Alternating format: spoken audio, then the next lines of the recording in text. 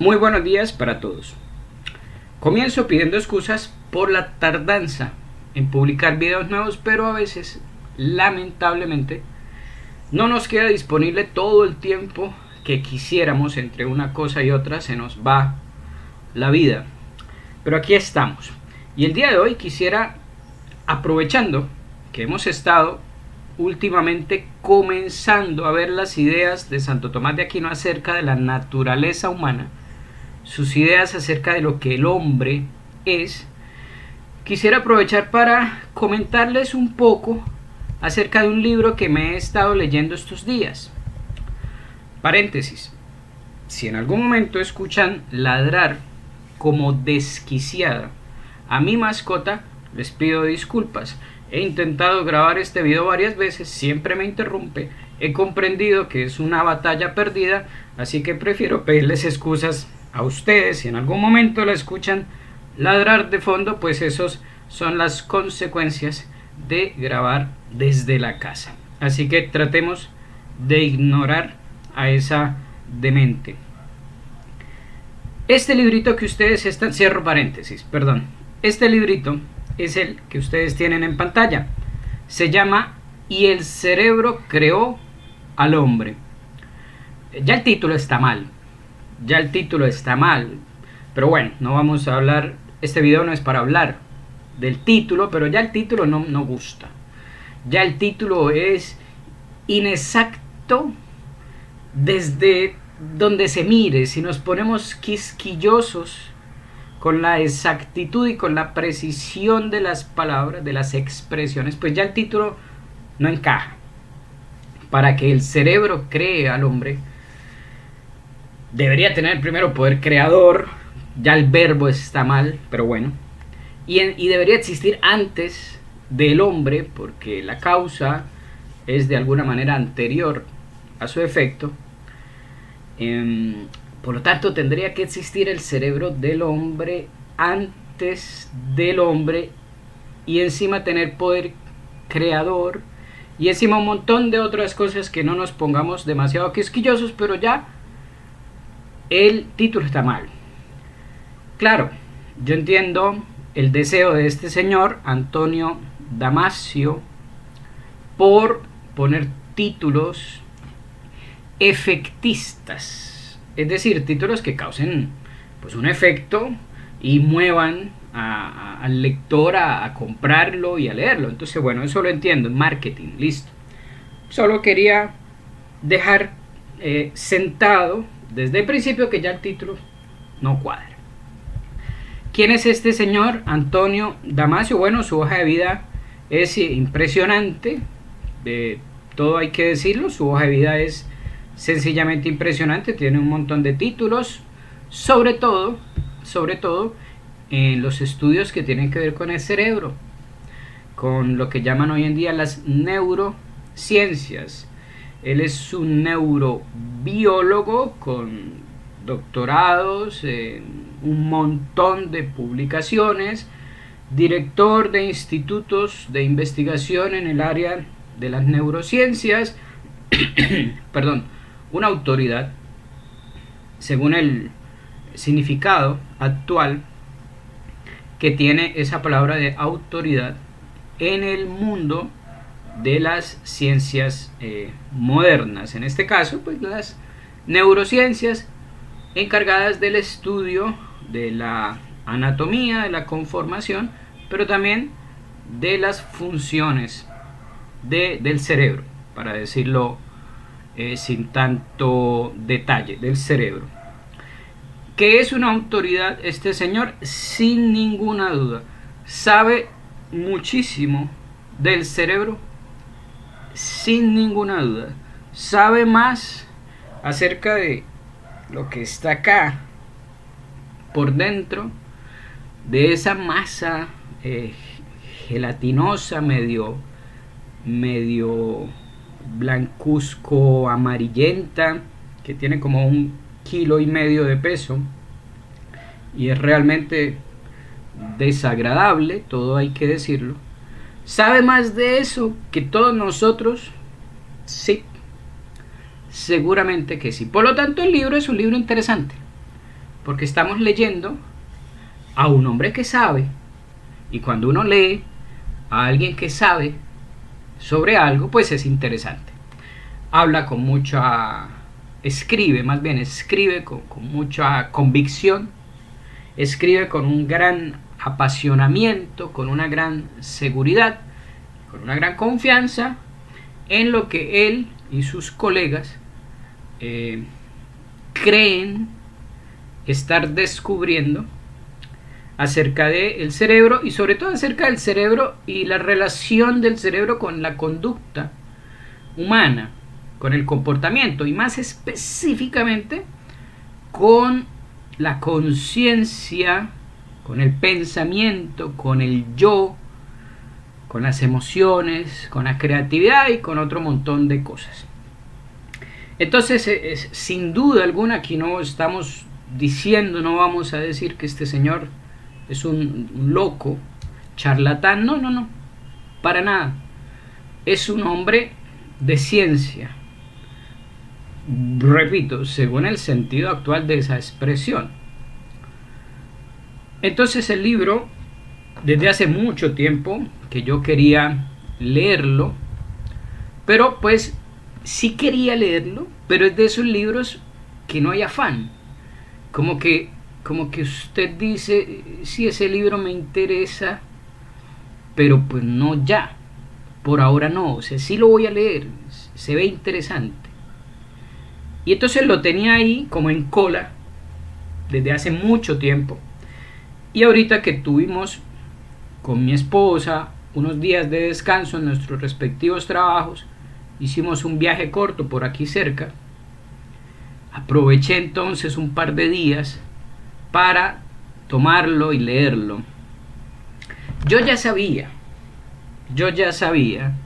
evidentemente, que se trata de un libro que presenta una postura, una perspectiva netamente materialista sobre el ser humano. Yo eso ya lo sabía, pero quería leerlo porque lo escribe, repito, lo escribe un hombre muy preparado, muy conocedor. Entonces, siempre, y esto es una especie de consejo, siempre es bueno leer a los inteligentes que están del otro lado.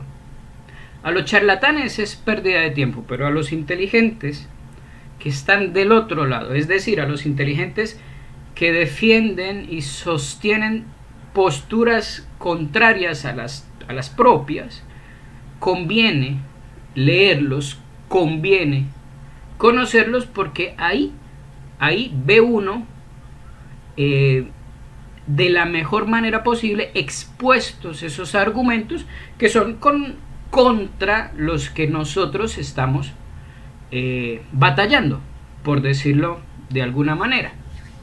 Entonces, esa fue la razón principal que me movió a comprarlo y a meterle el diente.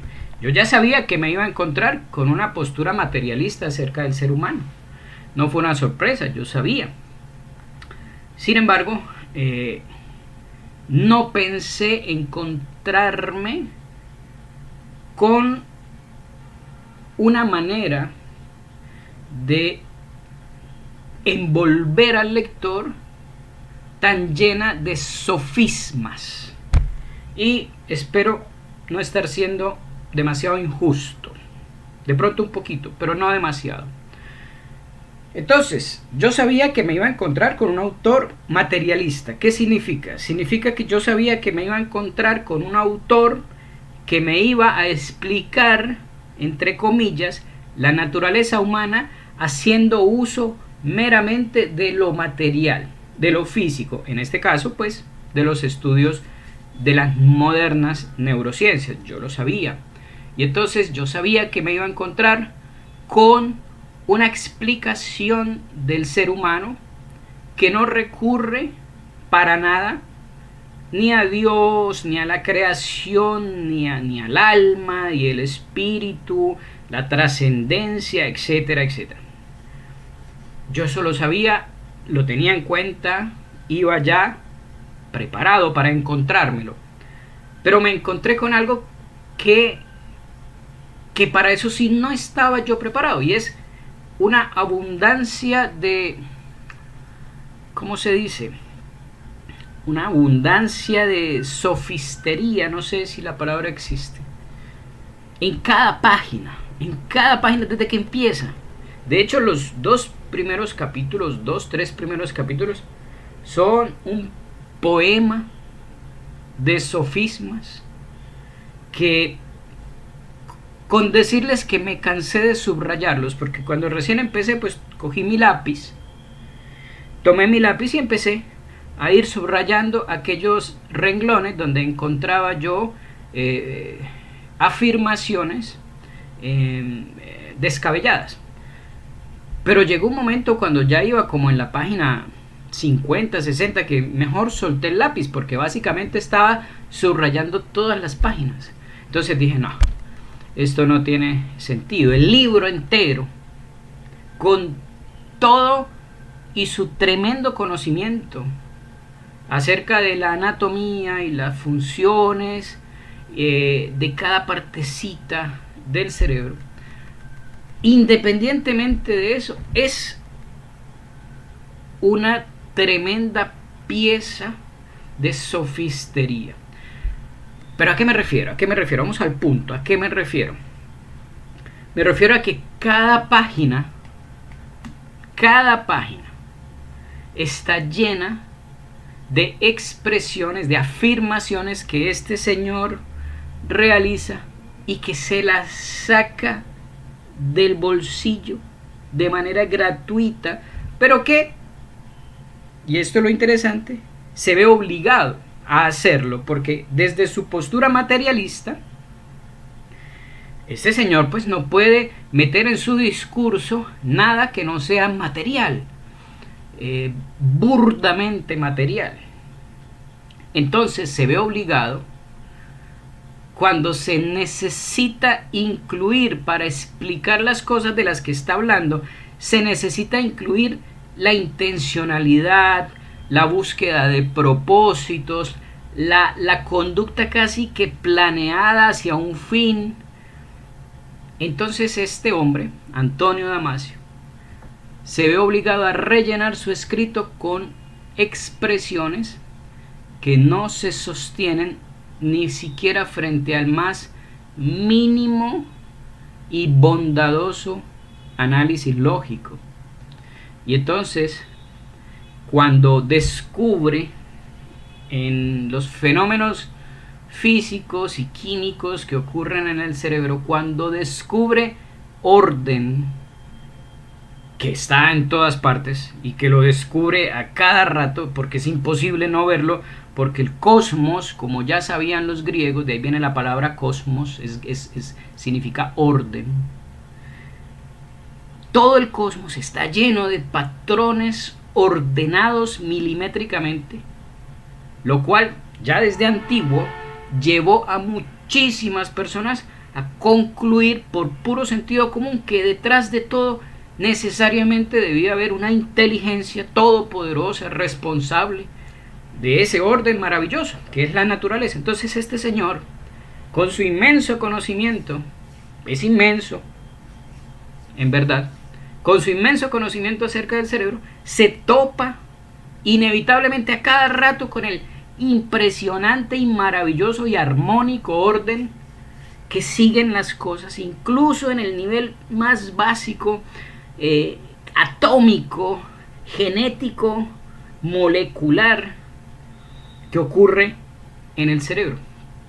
Y entonces, cuando se encuentra con ese orden, con esa sinfonía, este señor, que no quiere para nada tener nada que ver con Dios, espiritualidad, alma, forma sustancial aristotélica, ¿recuerdan? Entonces usa expresiones como, por ejemplo, algunas que se me vienen a la mente. En algún momento de la evolución, las células decidieron hacer todo lo posible por sobrevivir. ¿Se fijan? Las células decidieron.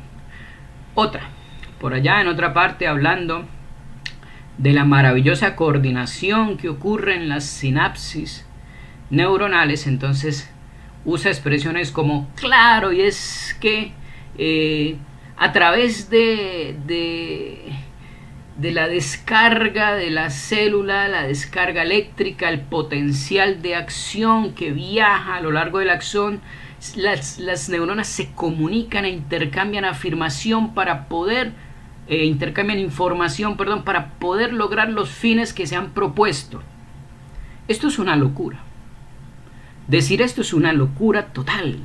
Pero este señor se ve obligado a expresarse de esa manera y a decir que las células se reunieron y decidieron y planearon y se comunican y hablan entre ellas. O sea, este lenguaje, esta forma de hablar que le adjudica a células, a átomos, a pedazos de materia, todas estas acciones que evidentemente implican inteligencia, intencionalidad, propósito, comprensión de medios y fines, razonamiento, etcétera, etcétera. Todo esto que está ahí, porque de eso está lleno la naturaleza. La naturaleza, desde el nivel atómico, está llena de orden, de inteligencia, de perfección. Y este señor, pues obviamente la ve. Toda esa perfección la ve porque conoce, realmente es un gran conocedor del cerebro y ve todo ese orden y toda esa sinfonía y toda esa maravilla, pero con ese tremendo prejuicio materialista se ve obligado a rellenar cada una de las páginas de su libro con estas expresiones que lo único que reflejan es ese prejuicio que lo anima y una especie de inconsciencia de lo que está diciendo.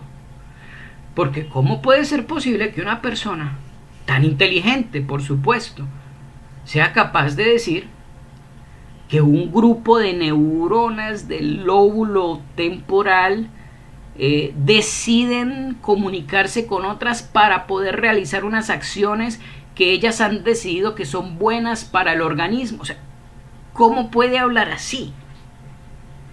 ¿Cómo puede pretender que el lector le compre ese lenguaje y esa manera tan errada de expresarse? Pero ¿de dónde proviene? ¿De dónde proviene esa necesidad? Porque es una necesidad. Este señor no se expresa así porque quiere. Se expresa así porque está obligado a hacerlo. ¿Qué quiero decir? Quiero decir que si tú te encuentras aquí un aparato, pongamos un ejemplo, un aparato, este computador, por ejemplo, en el que yo estoy trabajando en este preciso momento, tú te lo encuentras, pero tú de antemano has decidido que no vas a aceptar nada de inteligencia, ni de planeación, ni de entidades que hayan externas, entidades externas al propio computador que lo hayan fabricado, ¿sí? Tú ya de antemano tomaste la decisión por puro prejuicio de rechazar todo eso. Entonces vas a explicar el computador por el mero computador, o sea, haciendo uso del mero computador. Y entonces, claro, tú te encuentras con esta maravilla que es el computador y te encuentras con este teclado perfecto, ordenado. Y entonces, como tú no quieres tener en cuenta para explicar nada que esté fuera del computador, entonces tú empiezas a decir, no, aquí la Q se puso de acuerdo con la W. Estas dos teclas se pusieron de acuerdo para estar una al lado de la otra. Y arriba los números del 1 al 9, luego el 0. Debería estar primero, pero bueno. Esos también se pusieron en orden y se comunicaron para llevar así el orden de 1, 2, 3, 4. Y luego, y así vas explicando entre comillas, porque eso no es explicar, y lo destapas y empiezas por dentro, esa maravilla que es el computador por dentro, esas partes perfectamente coordinadas donde cada una cumple una función y entonces el computador en su totalidad funciona y sirve. Y entonces, como tú no quieres aceptar que alguien lo hizo, que hay inteligencia detrás, entonces tú empiezas a decir, no, este pedacito de pasta que se ve acá a la izquierda, se puso de acuerdo con este otro pedacito y decidieron, bueno, ya sé que es un ejemplo exagerado, pero ni tanto, porque exactamente eso es lo que este señor está haciendo. Este señor mira para adentro del ser humano, y más específicamente para dentro de su cerebro, ha decidido de antemano no aceptar nada fuera del hombre, una inteligencia, un ser, un orden trascendente que haya tenido algo que ver en la aparición de ese ser, que es el hombre, y entonces se fija en ese hombre, en cómo es ese hombre, y empieza a utilizar este lenguaje de que los átomos decidieron, y es que los genes tomaron, se reunieron y planearon cómo fabricar el hombre, y es que tal parte del cerebro se organiza y se comunica, y entonces así desarrolla unos objetivos, y entonces se encuentra con esta armonía, se encuentra con este orden, se encuentran con este producto de la inteligencia, y entonces se ve obligado a empezar a usar ese lenguaje, pero adjudicándoselo únicamente a lo material. Ve inteligencia, ve orden, ve perfección, ve precisión en el funcionamiento hasta de las más mínimas partes del cerebro, pero como no quiere nada fuera del cerebro, toda esa inteligencia, todo ese orden, toda esa armonía se lo adjudica a los átomos y a las moléculas y a las neuronas, y llega a unos colmos a la hora de expresarse, que uno se pregunta cómo puede ser posible que una persona tan inteligente no se dé cuenta de lo que está diciendo. Y claro, es muy inteligente, pero es inteligente en el sentido moderno de la palabra inteligente, es decir, es inteligente en el sentido material, en el sentido de que conoce el aparato, pero no es inteligente en el sentido de ser capaz de razonar sobre las causas. Esa es la verdadera inteligencia, razonar sobre las causas de algo, irnos elevando desde las causas más próximas hasta las más remotas, y finalmente la causa de todo el ser, de todo el ente, que es Dios. Esa es la inteligencia antigua, es decir, la inteligencia con I mayúscula. Este señor es inteligente con la I minúscula de la modernidad, con la I minúscula del que toma un microscopio y se pone a mirar cada sistema del cuerpo, luego cada órgano que compone esos sistemas, luego dentro del órgano cada tejido, y luego dentro del tejido cada tipo celular, y luego los organelos, y luego las proteínas, y luego los aminoácidos, y luego va descendiendo y descendiendo hasta que encuentra por allá las moléculas más simples, luego los átomos, luego las partículas subatómicas, y eso, describir eso, es lo que hoy se considera inteligencia. Pero es una inteligencia completamente ciega, y discúlpenme la expresión, completamente tonta, porque es la inteligencia de aquella persona que le venden muy costoso un viaje a una playa virgen y le aseguran que en esa playa él va a ser el primero en poner el pie, y por eso es tan cara el viaje. Y esta persona, entusiasmado por ser el primero, paga el precio que le piden. Lo llevan, la lancha para unos metros antes de la playa, él se lanza al agua, nada hasta la orilla para ser el primero en poner el pie, y resulta que empieza a encontrar por todas partes fogatas, cabañas, puentes, ciudades, edificios, etc. Y aún así sigue convencido de que es el primero en poner el pie ahí. Y entonces cuando le muestran, oiga, pero usted lo estafaron, viene la esposa, que las esposas son especialistas en pinchar las ilusiones, y entonces viene la esposa y le dice, pero mire señor, lo acaban de robar aquí, esto es un puente, esto es una cabaña, esto es un camino, esto es una fogata, evidentemente aquí ha habido gente, usted no es el primero, lo robaron. Pero esta persona dice, no, esa cabaña es porque hubo un huracán y se partieron unos palos y bueno, viajaron por el aire y cayeron y se acomodaron como esa cabaña. Y luego cayó en otro huracán, cayó el techo encima.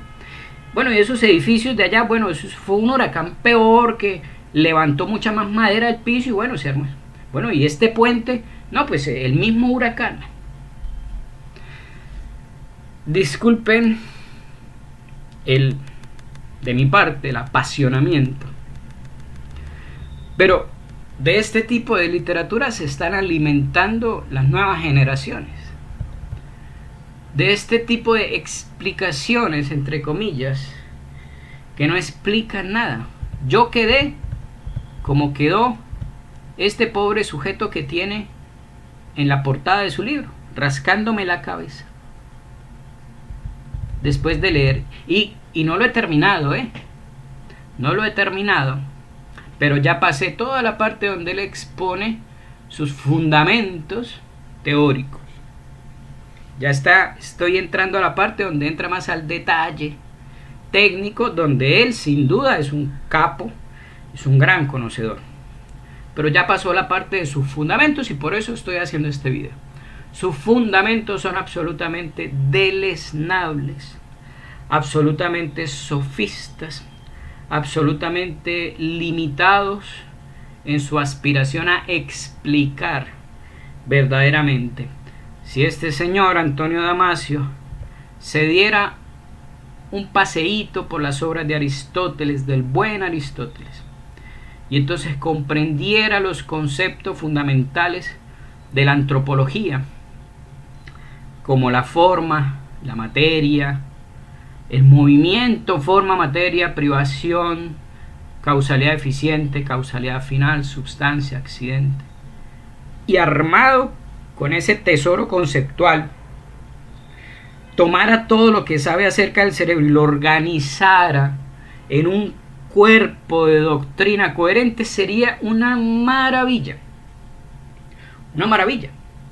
Porque hay que aclarar, hay que decir que los conocimientos sobre el cerebro que están en este libro y en libros parecidos a este son absolutamente válidos, pero necesitan ser incorporados en un marco antropológico de raigambre metafísica que le dé sentido, profundidad, trascendencia a todo lo que estas personas han descubierto actualmente sobre el cerebro, sobre el sistema nervioso, sobre el funcionamiento de las neuronas, etcétera, etcétera, porque todo eso es perfectamente asimilable por una visión buena, por una visión realista, por una visión integral del ser humano, como la de Santo Tomás de Aquino. Es decir, en otras palabras, si Santo Tomás de Aquino volviera hoy y se leyera este libro, capaz que el 90% lo aprovechaba como bueno. Y luego ese 10% son esos fundamentos sofísticos del materialismo de este señor Antonio Damasio. Bueno, tampoco quiero darle más garrote al libro. Para el que se lo quiera leer, pues, a ver, sí, léalo, esté atento a esas expresiones sofísticas, a esas lagunas explicativas, pero se puede aprender muchas cosas acerca del cerebro. Por supuesto que eso es lo que yo estoy tratando de hacer. ¿Por qué quise presentarles este libro? No solamente porque lo estoy leyendo, porque estoy leyendo muchos libros al tiempo. Yo tengo ese mal defecto, no puedo leer un solo libro al tiempo, siempre tengo que estar leyendo como varios. Entonces, no solamente porque lo esté leyendo, sino porque me parece el representante tipo de este tipo de pensamiento, de esta clase de pensamiento, de esta clase de antropología, entre comillas. De hecho, esta antropología materialista que reduce al hombre, su identidad, su ser, su yo, su conciencia, a mero cerebro, a meros impulsos neuronales, a meras sinapsis. Esto es la postura que hoy en día es prevalente, es la gran triunfante en el mundo moderno. De hecho, hace unos 2-3 días, otro gran neurocientífico acaba de publicar, según él, unas conclusiones de unos estudios neurocientíficos que llegan a la conclusión de que no existe el libre albedrío, que es una ilusión, que realmente los seres humanos estamos sujetos completamente a los condicionamientos biológicos en interacción con los condicionamientos sociales, pero que eso del libre albedrío es un cuento metafísico, filosófico, religioso que no existe. Y bueno, algún día hablaremos también de ese tipo de negadores del libre albedrío. Dejo hasta acá este video.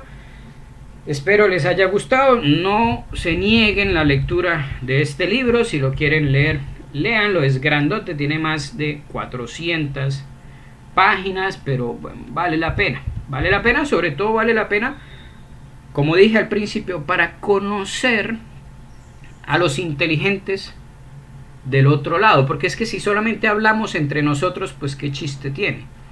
Lo valioso es cuando confrontamos con los inteligentes del otro lado, porque eso nos ayuda a ir afinando, a ir precisando nuestras propias posturas. Un saludo para todos.